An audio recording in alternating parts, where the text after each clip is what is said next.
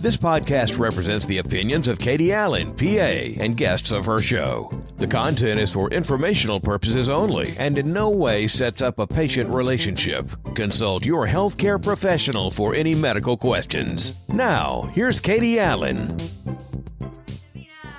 Katie. So this is Davina Braselton. She is a PA working in dermatology, and she has actually been working in dermatology how long? 17 years. And we actually had a class at one of the same colleges during the summer, at least, coming back to get some prereqs in a long time ago. 20 years ago. Yeah, it's crazy. So I've been in plastic surgery a little over 15 years. She's been 17 years, Yes. although I think you're a little younger than me, maybe. Yes. Maybe.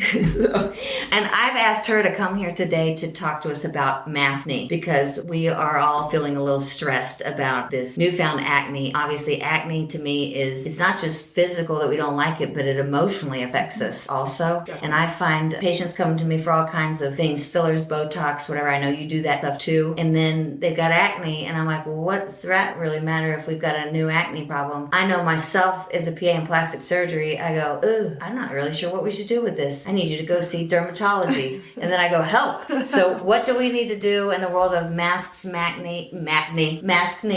and what do we do to fix this, prevent it? Tell us. Okay, so it is a real problem right now. I'm definitely seeing an increase in acne breakouts in our practice since the pandemic and wearing masks, and people are distressed by it. Their confidence is not as strong, and they don't like it being there. Sometimes it's even painful or it hurts. Yeah. You really have to kind of back up and go to the causes of acne. Yes. So, acne is caused from dirt and bacteria, what we call P. acne. So that's where we get the name acne. It's actually from a bacteria that's naturally on the skin. And what this bacteria does is it breaks down the skin and I did not know that. And it causes irritation and inflammation. And so it's a combination of, the dirt and the oil and the bacteria clogging up the pores. So it can start out clogging up with a blackhead. Okay. Or whitehead. I hate those things. Yes, they're very stubborn. Either one of those things. Yes. And then the bacteria gets in there and it gets inflamed, and that's when you get those big red, papules or painful cystic, things. painful nodules. Which I am not good with those. I get one of those and I get distressed. Yes. And I know to tell other people, you need to leave it alone. And then I find myself going, yeah, but it hurts. Yes, I'm a weenie. And they actually itch too. Yes. So that's, the cause of acne, okay? And then stress hormones we know plays a huge role. And stress increases cortisol levels. Hormones. Yeah, it increases the cortisol levels, and then that increases your oil production and sebum, and then hormones. Women and men. We don't think about it, but I don't think about it with men. Yeah, sorry. Women, especially prior to our menstrual periods, we can have increase, with hormones, increase in the acne and our oil production, and same with men. If they're taking testosterone, so some of them have low testosterone. They're taking testosterone. They'll start coming into the office and they're having more acne breakouts. We see this. So it's a combination of things is what I tell people. It's not one thing just causing your acne when you come in. So it's all of that. And then now we throw in masks that we're wearing. So the mask, depending on the material of the mask, irritates and breaks down the skin. It also, think about it like when you go and play sports and you're sweating, right? And the humidity and all that sweat, and it's just sticking to your clothes and the bacteria and the dirt and the grime. And that's why you might break out on your back or chest. Yeah. Well, now we're doing that on our face. Okay. So you're wearing a mask like me 8 hours a day. Yes. That humidity just under there,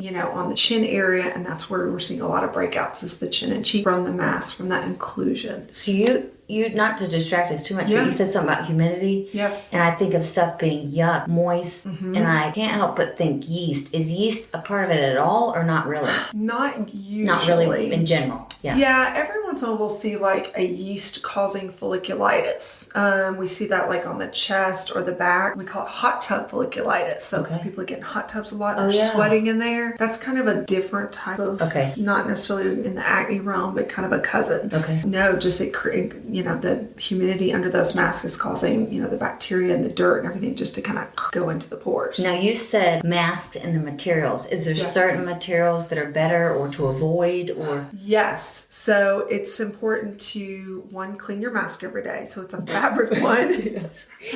Don't use the one that's shoved down at the bottom of the purse. Yeah. Or my car door car. or under my coffee mug. And that's the problem. Yes. So, like my kids, they're wearing cloth masks every day to school. I'm trying to be very careful to take that one and wash it and give them a new one the next day. So, wearing a new mask every day or a mask that's non-irritating. I know some of the cloth ones are a little bit more irritating, even though they're disposable. Sometimes the cloth ones are a little bit better than the, disposable ones. Okay. There's also like some good tips on the American Academy of Dermatology's website. Okay. To prevent. I'm going to write this down. Yeah, to prevent Maskne. The other thing they recommend is actually taking 15-minute mask breaks throughout the day to let your skin breathe, which is not always possible. Yeah. I mean, I have to wear it literally all day and only get a break at lunch. But and our surgical friends are a little stuck. Yes. Of course, they've been stuck for years.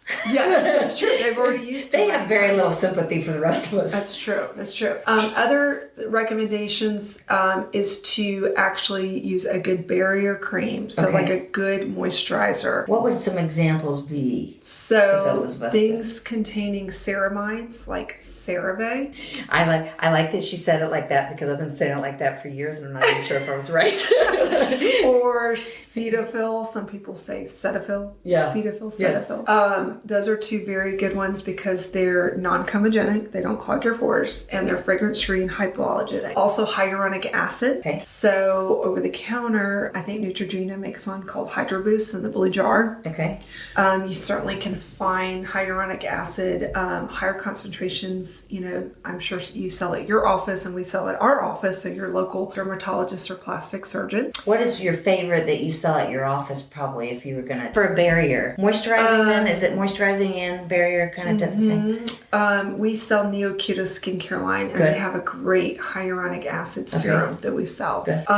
Also, you can do anything with like dimethicone as well, which is in a lot of over-the-counter lotions like Cetaphil and CeraVe. We do know that if you're more oily, then you probably want to go with a gel. If you are kind of combination skin, oily and dry, you might want a lotion. Okay. And if you're super dry, then you want to go with a cream. Which is kind of the winter and especially perimenopausal, postmenopausal. That's right. So more fit. Yes, you want that moisture because we start to lose that after menopause. So does the moisturizer and barrier help them if they apply it in the morning at the end of their all their other things? Before they put their mask on to kind of just protect from the irritation and the skin breakdown. So yeah. Is there anything else for prevention on it? Well, we got to wear the mask, so it's... Right. So those things will help, clean mask, using a barrier cream, washing your face. I say that. Guys, you got to wash your face. I mean, believe it or not, there are a lot of people that don't wash their face. Gross. That's just gross. That is gross. I'm a tomboy really at heart, and that's still gross. I have patients that come in that are like, I just wash with water. And I'm like, well, that's not cleaning the bacteria off your skin and the dirt and the oil. Yes. It is so important to wash your face, especially at the end of the day. Okay, I do have a question. Yes. This applies a little bit. It still applies to Maskne, but it applies to cleaning things out because we've been in this long enough. Yes. And there are certain trends that come through. Right. So what about, rotating brushes? Right. I just think back to the Clarisonic kind of thing. Right. So yes, no. So I tell patients like once a week. Okay. Because you don't want to over exfoliate and over irritate. Got you. And even if you're using a scrub, no more than like once a week. You don't want to irritate too much. Because that stirs up oil. That's right. Okay. It'll go into overproduction of oil. That's what I thought it does, but I'd like to clarify with my dermatology. Yes. And then if you use products like Retin-A, or retinoid, which I do. Which I love. Which is great. Y'all know I think that's the best bang for your buck with all the stuff. Yes, I use Retin-A. But Retin-A right now with the mask, it is causing more irritation. So you might find you have to use it less often, like every other night or 3 times a week. So you is it because it's sloughing the skin more and almost that skin is a little bit of our... So I'm glad you just clarified that because that's been a theory in my head of maybe that that is what's happening, because we actually get rid of this Right. layer of dead skin cells, Right. which has actually been our protector a little bit, and then now... Right, so don't stop your Retin-A. I'm still Yeah. using it. I have had to back off a little bit, but you just look at all the products you're using. You're using a lot of salicylic acid, which is over the counter. That also can be irritating. Your Retin-A with your mask. So just, you know, you kind of have to reevaluate your products and play around with them. See your dermatology PA.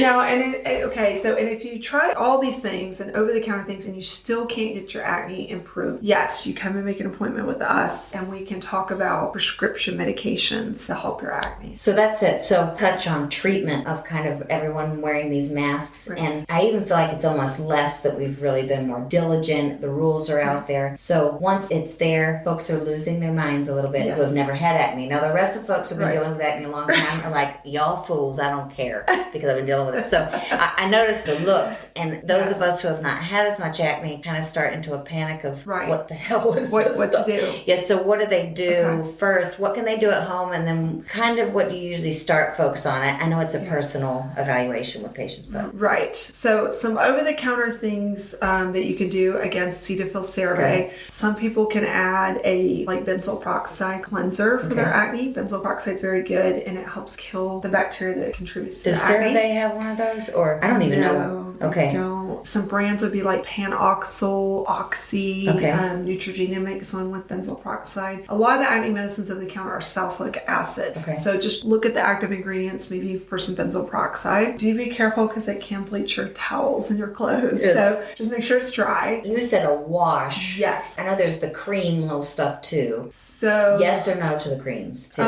Or just use the wash? So both is good. Okay. So I would say like a benzoyl peroxide wash. And then over the counter, something that's really good is retinol. Okay. Which is a lower form of Retin-A. Or different. Which is now over the counter. Which used to be prescription, 0.1%. It's adapalene gel, went over the counter. So that's a great place to start. And I would say use it every night for about 8 weeks. And if you're not better in 8 weeks, then come and make an appointment with your dermatologist. When you come into your dermatologist, just kind of tell them what's been going on, what type of breakouts, how long. That'll help them to determine what type of treatment to give you. And we have prescription cleansers. We have different creams and gels. And, you know, it's not one size fits all. So it just depends on your skin and what type of breakouts, what you've tried.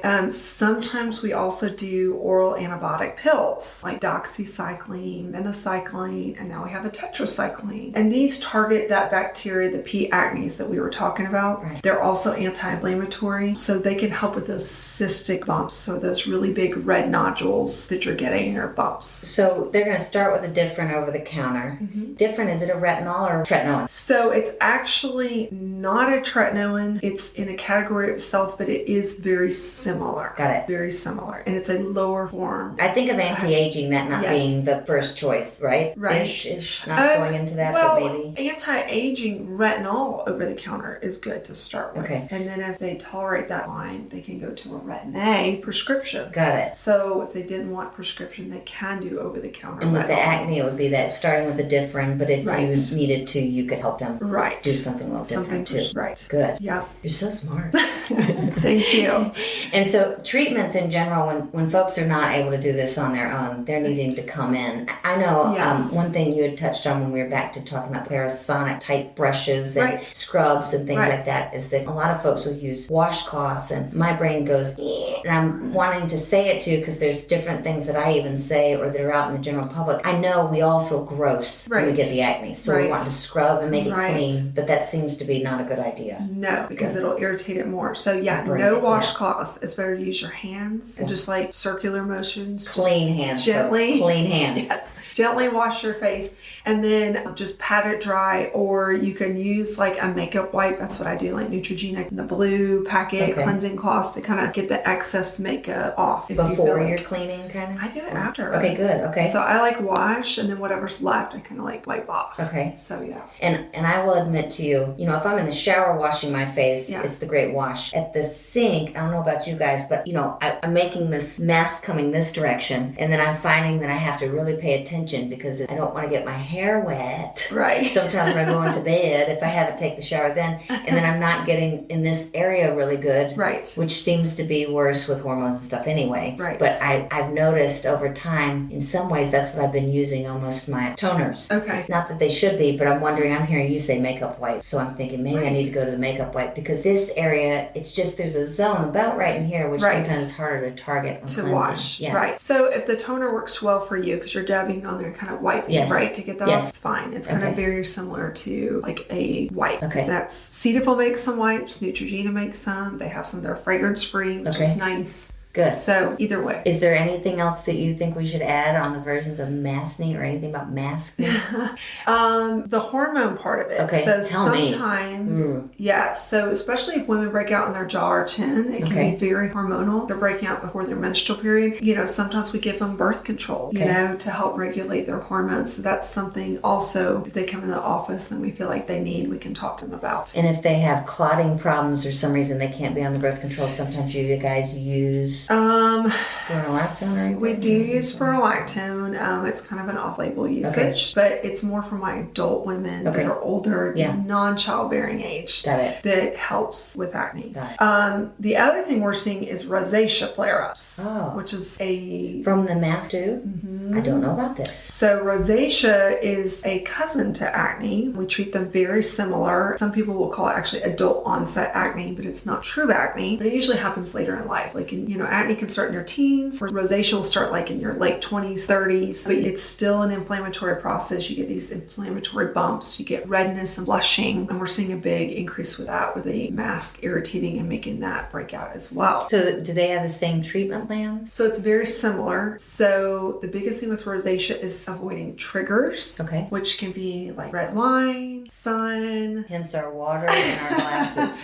Yes. She doesn't look like a rosacea patient. I look like a real rosacea patient. So the beginnings. So yeah, red wines, sun's a huge one, stress, heat, so spicy food. So, you might have to switch to white wine, limit the red wines, wear your sunscreen, of course. And, that does usually require some prescription treatment. There's not a lot of over-the-counter treatments for rosacea, unfortunately. So you certainly can use Cetaphil, CeraVe to clean with and moisturize, but you probably will need to come in and get like some prescription creams, or sometimes we do the doxycycline antibiotic as well. Now, with them, should they use, prior to seeing you, obviously sometimes it takes a while to get in to see you, so in the meantime, they start with like a CeraVe cleanser. Yes. I'm just starting with something. Should they start with a different, or I know that's So you don't want to put acne creams like that on rosacea, because rosacea patients tend to be very sensitive and it can really flare. So a lot of rosacea patients actually cannot tolerate Retin-A or even retinol. I just need you to see. They need to come see you. Really. That's what I hear. Yes.